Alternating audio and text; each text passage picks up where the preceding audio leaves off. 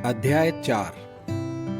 लेकिन मैं ये कहता हूं कि जब तक वारिस बच्चा रहता है उसमें और गुलाम में कोई फर्क नहीं होता, इसके बावजूद कि वो सब चीजों का मालिक है। वो अपने पिता के ठहराए दिन तक निगरानी करने वालों और प्रबंधकों के अधीन रहता है। उसी तरह हम भी जब बच्चे थे तो दुनिया की मामूली बातों के गुलाम थे, मगर जब वक्त पूरा हुआ तो परमेश्वर ने अपना बेटा भेजा जो एक औरत से पैदा हुआ और जो कानून के अधीन था।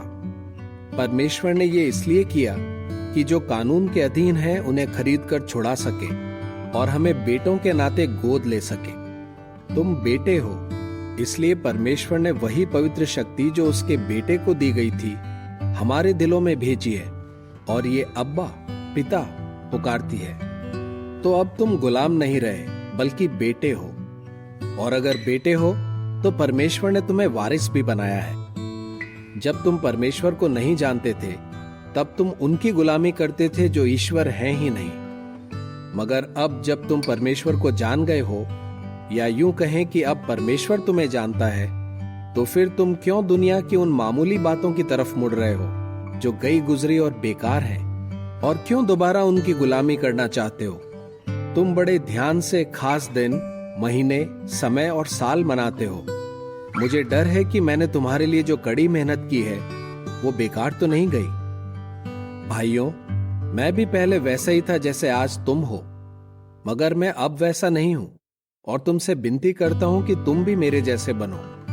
तुमने मेरे साथ कुछ बुरा नहीं किया था, मगर तुम जानते हो कि अपनी बीमारी की वजह से मुझे पहली बार तुम्हें खुशखबरी सुनाने का मौका मिला था। और हालांकि मेरी बीमारी तुम्हारे लिए एक परीक्षा थी, फिर भी तुमने मुझे तुच्छ नहीं समझा, न ही मुझसे घिन की, मगर तुमने मुझे परमेश्वर के एक स्वर्गदूत की तरह, बल्कि मसीह यीशु की तरह स्वीकार किया। अब तुम्हारी वो खुशी कहां चली गई? मैं इस बात का गवाह हूं कि अगर मुमकिन होता तो तुमने अपनी आंखें निकालकर मुझे दे दी होती। क्या अब मैं तुम्हारा दुश्मन बन गया हूं क्योंकि मैं सच बोल रहा हूं? वे तुम्हारा दिल जीतने की पूरी कोशिश कर रहे हैं, मगर उनके इरादे नेक नहीं हैं। वे तुम्हें मुझसे दूर करना चाहते हैं ताकि तुम बड़े जोश के साथ उनके पीछे हो जाओ। अगर कोई नेक इरादे से तुम्हारा दिल जीतने की कोशिश करे तो ये अच्छी बात है। वे ऐसा न सिर्फ उस समय करें जब मैं तुम्हारे बीच होता हूं, बल्कि हमेशा करें।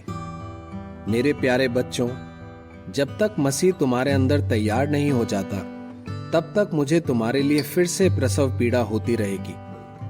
काश मैं अभी तुम्हारे पास होता और तुमसे प्यार से बात करता, क्योंकि मैं तुम्हारी वजह से बड़ी उलझन में हूं। तुम जो कानून के अधीन होना चाहते हो, मुझे बताओ कि क्या तुमने नहीं सुना कि कानून क्या कहता है?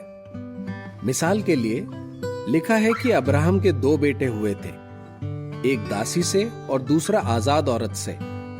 मगर जो दासी से था वो स्वाभाविक तौर पर पैदा हुआ, और दूसरा आजाद औरत से वादे के मुताबिक पैदा हुआ। इन बातों के पीछे एक मतलब छिपा है।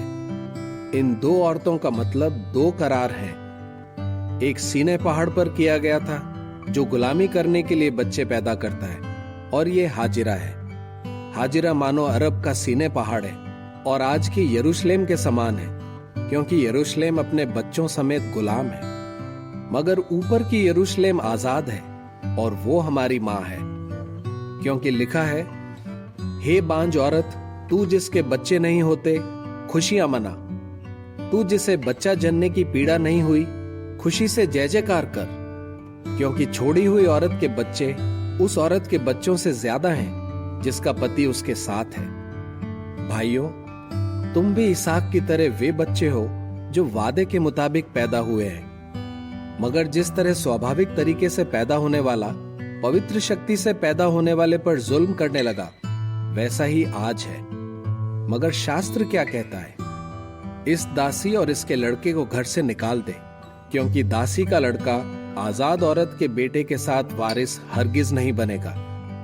इसलिए भाइयों, हम दासी के नहीं बल्कि आजाद औरत के बच्चे हैं।